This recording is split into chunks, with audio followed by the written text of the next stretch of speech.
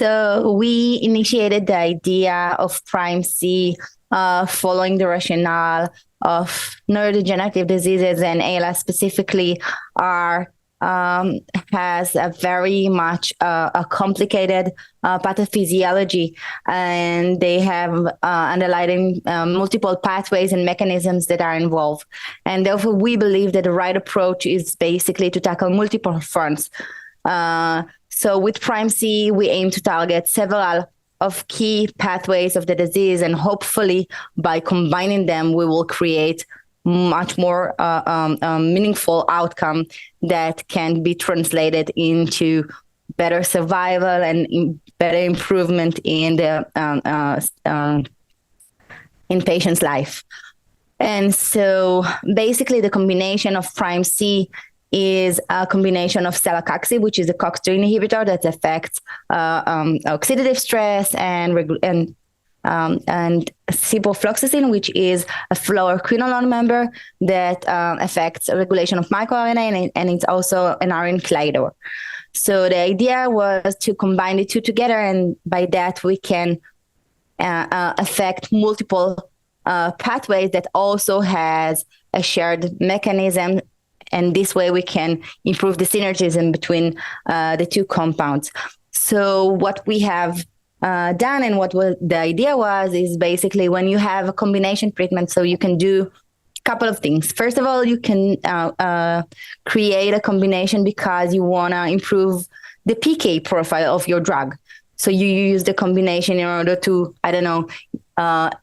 enhance the penetration to the brain and things like that. And the other thing that you can do is maybe to use the combination in order to improve the mode of action of your drug, so improve the synergism. So thinking about all the combination treatment that we know in the field, that part of them basically target one aspect, and one of them, and some of them target the other aspect. Here with PrimeC, we were able to show that we can actually target both of these aspects. So in terms of improving the PK profile, we have shown in a rodent study that when we combined ciprofloxacin and Celecoxib together, we gain more Cipro in the brain other than Cipro alone. So this kind of highlights the fact that you create an improvement by that. So the whole concept of that is because Celecoxib helps the drug resistance potentially, and by that it's affecting the levels of Cipro in the brain. So here is to improve the PK. The other aspect is to improve the synergism. And to show that, we conducted a preclinical study using zebrafish, which are very successful model for drug screening, I have to say. And what we have shown in our preclinical data is that when you combined these two compounds together, what you can see is basically elevated levels and improved levels of motor function, of morphology of microglia and neurons. So basically, when you put all the conditions together, what you can see is basically the improvement following the combination, and especially relative to the standard of care, to Lateral back then, and of course for each one of the compounds alone. And so we had the rodents showing the PK profile and the improvement there, and we had the zebrafish showing the improvement in the synergism in their model with SOD1 and also with TDP. So it's important to notice also that we conducted the study in 2 ALS models. And so what we are currently doing in collaboration with Dr. Sadri Vakili from Mass General Hospital is to actually reinforce this data that was collected from the zebrafish. And what we are doing is we are using synaptosomes. So basically, you take a brain of ALS patients and you put it on cultures. We use neuronal cultures, and then it mimics the pathology like of the disease. And what we are doing now is actually doing something similar. We use each one of the compounds, and then the combination and then measure the whole aspects of hallmarks that relates to the disease and also that relates to our mode of action to show the synergism and the improvement by using the combination. And the last thing that we have done in terms of showing the synergistic effect of the drug is to use blood samples from patients. And what we did is we extracted neuronal-driven exosomes from these samples, because then you have kind of like a window into the brain. And then you can see, what is the real life situation in the brain by measuring levels of markers that relates to the disease or target engagement. So you can see what happens following basically the progression of the disease. You can see what happens following treatment.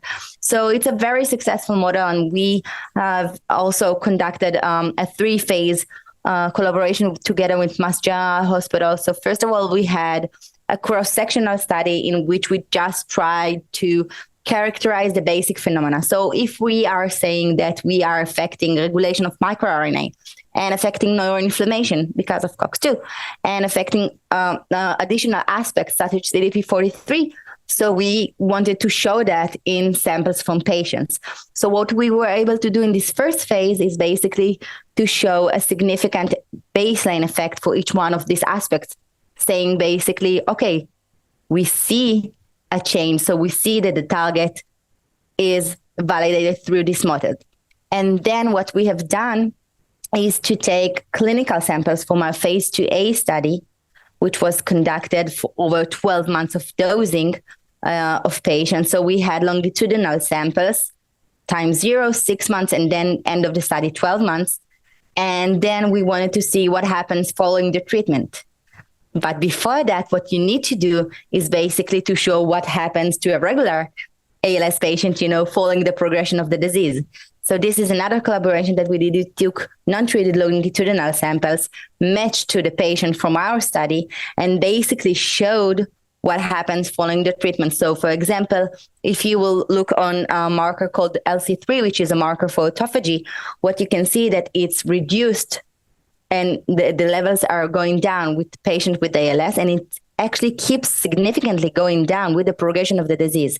And following the treatment with PrimeC, we saw an elevation and alteration, which was very nice and was also correlated to a significant reduction that we saw in TDP43, which is the key hallmark of the disease. So for example, you see elevated levels in patients with ALS over controls, healthy controls. And then you see that it keeps going, being high. And then following the treatment, we saw a significant reduction. So that was really interesting and also reinforced by a significant reduction that we saw in the levels of prostaglandin 2, which is a marker for neuroinflammation. So all in all, what we have seen and what we can conclude from this biomarker study is that we kind of see the synergistic effect come into one conclusion in which probably what we see is twofold. So what we can see is maybe that we are affecting directly the regulation of microRNA, and because of that, we see the improvement. Or we are affecting that indirectly by improving the recycling process in the cells and improving the autophagy and so forth. And because of that, we see a reduction in the accumulation of this protein. And because we talked about combination, so on top of that, we also see the improvement in neuroinflammation. So putting these two together showed us possibly a biological activity of the drug. So now in our Phase IIb clinical study PARADIGM, because we are all about shifting the paradigm, we have these two biomarkers, TDP43 and prostaglandin 2, as primary endpoint of the study. So this is a 69 patient study, multicenter. So we have sites in Israel, Europe, Canada, and what we are doing is basically to put for the first time, so this is very exciting for me as the head of R&D, so we're putting the biomarkers in the front, and what we are trying to see is basically a whole cassette of biomarkers, like going from macro into micro. So we're measuring neurofilaments and regulation of microRNA and array of microRNA and proteomics and of course the exosomes and additional biomarkers. And all in all, what we are trying to create is basically like a matrix of the patients. And so we will be able to understand better, the characteristic of the patients that we are targeting. We can have a baseline for stratification maybe of the patients. And we will be able to show target engagement of the drug. And this is something that I'm very much excited about. We will have the interim data from the study in the end of the month of the year. So there's a lot to look out for.